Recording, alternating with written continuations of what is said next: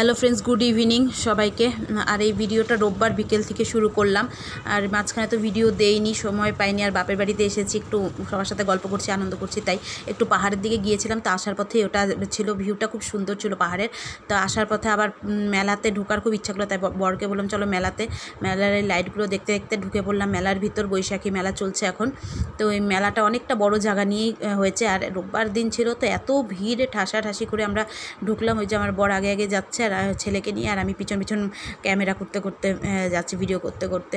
তো প্রচুর দোকান বসেছে, সমস্ত দোকানেই ভিড়, কোনোটাও মানে ফাঁকা নেই। তো ওভাবেই ঢুকলাম। আর এত গরমও ছিল ওদিন, গরমের মধ্যে ঠাসাঠাসি করে ঢোকা। আর টিকিটের দাম ছিল মাত্র 15 টাকা। তো যাই হোক, ঢুকে অনেক দোকান ঘুরে ঠুরে দেখে বেশ ভালোই লাগলো। সব দোকানগুলো খালি দেখলামই, কিছু কিনিনি। কেনার মধ্যে ওই টুকটাক এক দুটো জিনিসই কিনেছি, বেশি সেরকম কিনিনি। বাচ্চাদের জন্যই যা কেনার, বল বেলুন এইসব কিনেছি, আর তেমন কিছু কিনিনি। দামও খুব ছিল জিনিসগুলো। এখানে কাচের জিনিসগুলো আমার খুব পছন্দ হয়েছিল, কিন্তু দাম শুনে আর কিনতে আর ইচ্ছা করলো না, প্রচণ্ড দাম। তো ছেলেকে নিয়ে এদিকে চলে আসছি। তো এত রাইড, ছেলে বলে এটাই চড়বো ওটাই চড়বো। তো লাস্টে গিয়ে ছেলে পছন্দের একটা বাইক রাইড ছিল, তো সেটার মধ্যেই চড়লো, বাইক চালানো আর কি। একসাথে 3টা ছিল, কিন্তু বাইকটাই চড়বে বললো, তো বাইকটাই চড়লো। সাথে গাড়িও ছিল আর এরোপ্লেনও ছিল, তো বাইকটাইও চড়লো। ওই যে আসছে, চড়ালাম, খুব খুশি এটা চড়ে। তারপরে আর আমরা আর চড়িনি, আমি তো খুব ভয় পাই রাইডে চড়তে, তাই আর চড়িনি। ছেলেকেই তুলে নিয়ে তারপরে পাশেই রাইডের পাশে একটা দোকান ছিল, নতুন একটা রসমালাই ছিল, কেক, রসমালাই কেক। কিন্তু কেকটা খেতে খুবই দারুণ ছিল। এটুকু বাটি 50 টাকা। তো এটাই আমরা একটা নিলাম, দুজনে মিলে খেলাম, কিন্তু খেতে খুব ভালো ছিল। প্রথমবার তো আমরা ভাবলাম কেমন না কেমন হবে, তাই একটাই নিয়েছি। তো বললো যে একটাই নাও, দেখি আগে কীরকম। তো খেলাম, তো ভালোই লাগলো, জিনিসটা খুব সুন্দর, নতুনত্ব ছিল। এটা খেয়ে তারপরে সামনে পিৎজা ছিল, পিৎজাতে চলে গেলাম। Veg pizza, non veg pizza দুটোই ছিল। তো আমরা ভেজ পিৎজাটাই নিয়েছি, পনির দেওয়া। তো ওটা নিয়েছি, বেশ ওটাও মোটামুটি ভালোই ছিল। এই যে আমাদের পিৎজা, এটাও আমরা সবাই মিলে খেয়ে নিলাম। একটা নিয়েছি, এই খেয়েই তো পেট মোটামুটি ভরে গিয়েছিল। তারপরে একটা যে হোটেলে চলে আসলাম।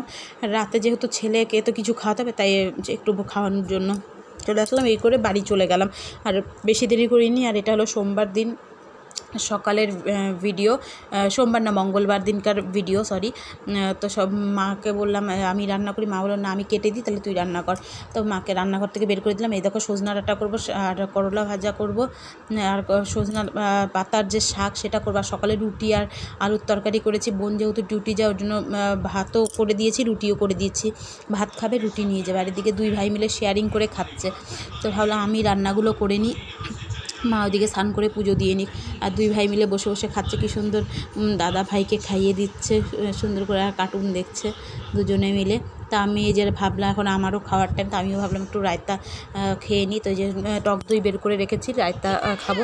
আর বাচ্চাগুলোকে খেতে দিয়েছি, ওরা খাচ্ছে। আর আমি ওইদিকে ওদের পাশে বসে বসে খেয়ে নিচ্ছি, সকালের নাস্তা করে নিচ্ছি।